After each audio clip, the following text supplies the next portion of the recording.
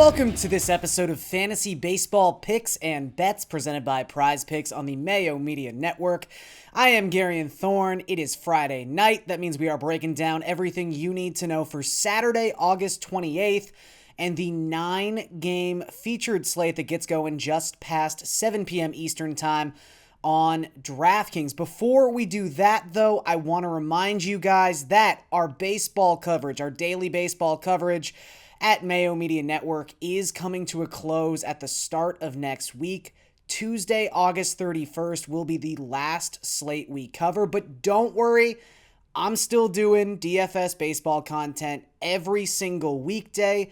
Check me out at Garion Thorne or at DraftKings Playbook, where you can read my written content every single day of the week. So still going to be all good on the baseball front, and obviously Mayo Media Net is going to be pumping quality football and football analysis at you every single day. So make sure you subscribe and stay tuned for all that goodness. All right, let's get in to this 9-game featured slate. We're not going to talk about Prize Picks on this video. Unfortunately, haven't posted any lines yet, but I will hit up some picks Saturday morning on my Twitter account, my aforementioned Twitter account at Garion Thorne. So make sure you follow me there. I will tweet those out. The Mayo Media Net account will tweet it out, etc., etc. We'll make sure you guys get some prize picks and some analysis for Saturday's slate. But that 9-game featured slate, once again, 7:05 p.m. Eastern Time is lock. And I'm not going to lie to you. Once we get past the first couple pitchers on this slate, it gets ugly fast. Like, exceedingly ugly. But the first few guys are pretty nice. We've got Framber Valdez as the most expensive pitcher on this slate. Wouldn't have been my first choice, if we're being honest. He's $10,200, the only guy above $10K. However, he's going up against the Texas Rangers. Now, that means a couple of things. One, the Rangers have struggled all season long with left-handed pitching. They actually come into Friday with the lowest WOBA at 288 and the lowest WRC plus at 81 against left-handed pitching. So Valdez is a left-handed pitcher. You would assume he's going to do well because of that. They've also struggled specifically with this left-handed pitcher in the not too distant past either. Valdez took them out against the Rangers on July 27th. He threw 6 innings of scoreless ball in that contest. He actually threw 6 innings of hitless ball. The Rangers did not register a hit in the 6 innings that Valdez threw. The only reason he had to leave that game early was he happened to walk 6 Rangers, which is really not his game. So I think that's more the aberration. Not that he dominated the Rangers, but that he happened to do it while also walking 6 guys.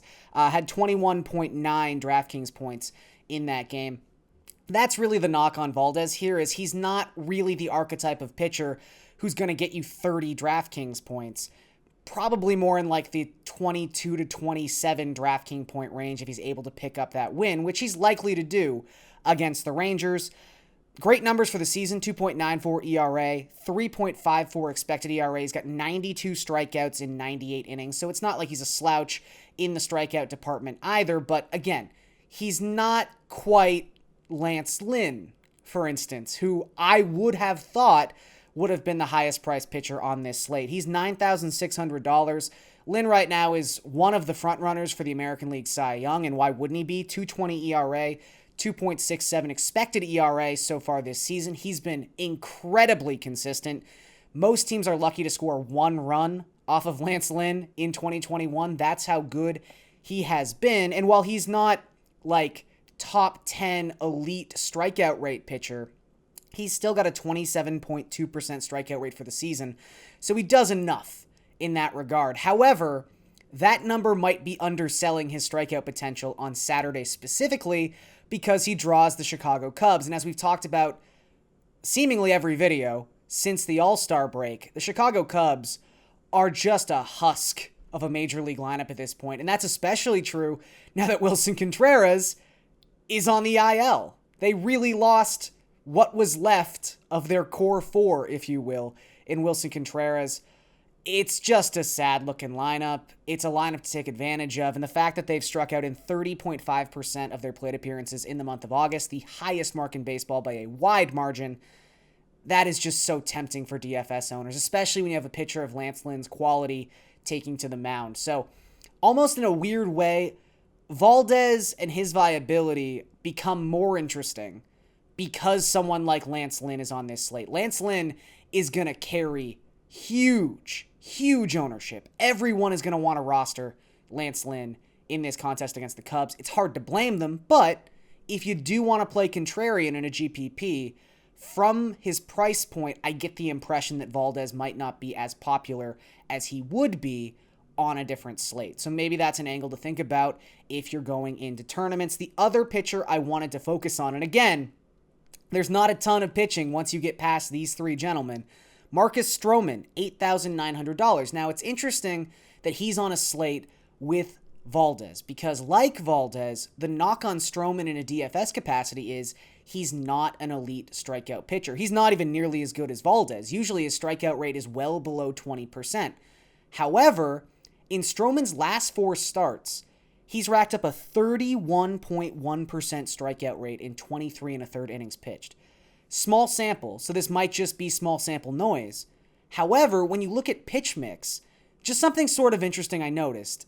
Brooks Baseball, which tracks pitch usage, suddenly is recognizing Marcus Stroman's split change, a pitch he developed this offseason, as a changeup and not a splitter.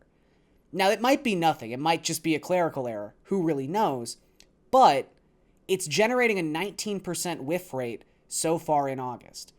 Maybe he's changed something about the grip or the plane of that pitch, and it's getting more swings and misses. Whatever's going on, Marcus Stroman's striking out 3 of every 10 batters he faces, and that's not something he generally does. However, if it's a skill set he can tap into, suddenly Marcus Stroman is an amazing fantasy pitcher. So, again, small sample size, but this slate in particular, with its lack of upside pitching, any version of Stroman is good. A version of Stroman rocking a 31% strikeout rate his past 4 starts is really nice, especially when he's just $8,900 and going up against a Washington Nationals team that, look, has been hitting better than I thought they would following the trade deadline, but is still a pretty underwhelming lineup, let's say. So those are the top 3 pitching options on Saturday's slate. Obviously, if you want to try a dig and find some value, there's nothing wrong with that, but I'll be honest, my strategy is probably going to be to play 2 of these 3 pitchers in every lineup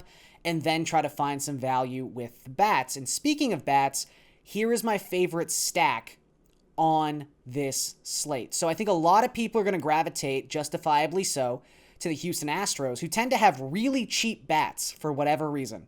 So while everyone's going with the Astros, maybe you go with the White Sox. They are going up against Alec Mills in that game against the Cubs. Mills' last 5 starts, a 5.25 ERA, a 365 opponent batting average. Now, you might say, oh, BABIP. The BABIP's going to regress. It's going to normalize at some point. He's not striking out anybody. And that's a big issue when we start talking about regression and BABIP. 13.8% strikeout rate in that span of time, and left-handed batters in particular are crushing him.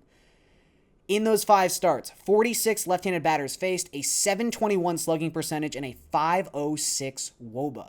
Those are massive numbers. Now, the White Sox don't have a ton of left-handed bats. However, Yasmani Grandal was activated off of the IL on Friday. He is $5,000. If he's in that lineup, great play. You've also got possible value plays in guys like Brian Goodwin and Cesar Hernandez if they happen to end up in this lineup.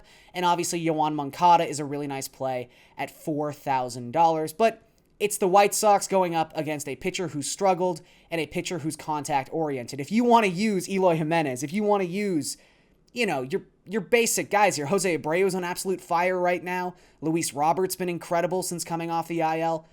Pick and choose. Robert in particular is below $4,000, which is insane considering how well he's hitting and where he's hitting in the lineup right now. So there's enough value in this White Sox lineup to make it work, especially if you're going to have to pay up for 2 pitchers on Saturday. Okay, let's talk about some best bets before we get out of here. I'm going to start with the Tampa Bay Rays going up against the Baltimore Orioles. This game is in Baltimore, which is probably why Rays money line is relatively inexpensive. It is only minus 140 on the DraftKings Sportsbook, or it opened at minus 140 on the DraftKings Sportsbook. I don't really get it. I guess John Means is kind of factoring in here as well. So is the fact that Luis Patino is starting for the Rays. Probably, he's had an underwhelming rookie season. Let's just call it what it is. However, Means, I think he still gets his reputation that he's a great pitcher, that he's someone to be feared because of the no-hitter, because of the All-Star nod last season. Truth be told, his last 8 starts, 6.12 ERA, a 6.38 FIP, and opponents have a 391 WOBA. He actually faced the Rays not too long ago on August 17th and gave up 7 runs, 4 earned, in a 10-0 loss. So we've seen how south things can go for this guy against this Rays offense, especially now that they have a red-hot Randy Arozarena, Nelson Cruz, who crushes left-handed pitching in there. It's a different Rays team than it was at the start of the season. I just don't understand right now, especially considering how much Baltimore struggles against right-handed pitching, how hot Tampa Bay is. They've basically been the antithesis of the Rays, of the O's in August. They came into Friday 15-4 in August. So if I don't have to pay a premium on the money line for Tampa Bay against Baltimore, I'm just going to do it almost blindly. So Tampa Bay money line. Also, Blue Jays money line. This opened at -160. This line is going to change because the starting pitching matchup in this contest has sort of changed. Initially, it was going to be Alek Manoah against Tyler Alexander. Alexander is still expected to pitch in this game, probably actually throw the bulk of the innings in this contest. However, Jose Urena is going to be activated from the IL. He's going to pitch the first 2 innings of this game. And really, that just makes me like the Blue Jays even more. Alek Manoah has been fantastic. 2 earned runs or fewer in 7 of his past 8 starts. Don't really have to worry about him too much or that side of the equation. This is all about the Tigers' pitching staff in this particular game. You've got Jose Urena coming off the IL to face a really potent Blue Jays lineup. He's got a 6.19 ERA and a 5.95 FIP so far this season. That's probably not going to go well. And even if he survives those 2 innings, I think Tyler Alexander's in a really interesting spot here because he just pitched a gem of a game against the Blue Jays in Toronto last week. 7 innings, just 1 earned run in his last start. However, Alexander has had issues going the second and the third time through a batting order as a starting pitcher.